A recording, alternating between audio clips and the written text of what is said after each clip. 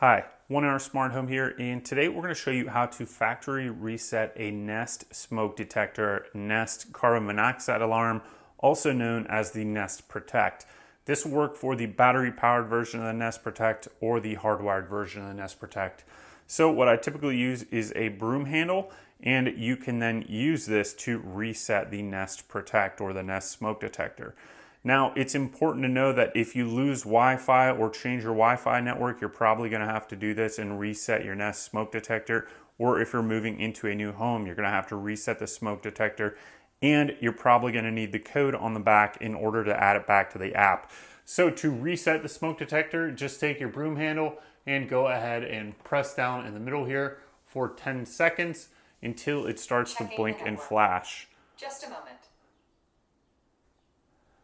Through this entire process, you should be holding the broomstick on the button and don't let it up until it has completely reset the Nest Smoke Detector. Dock 3. Erasing all settings in 10 seconds. Press to cancel. 10, 9, So 8, you just keep 7, holding onto the 6, button. Don't let go, 4, and it will 3, reset the 2, Nest Smoke Detector. 1. Erasing all settings.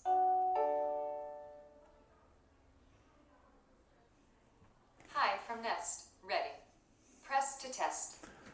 So that is how you reset the Nest Smoke Detector to factory settings, or the Nest Protect Smoke Detector to factory settings.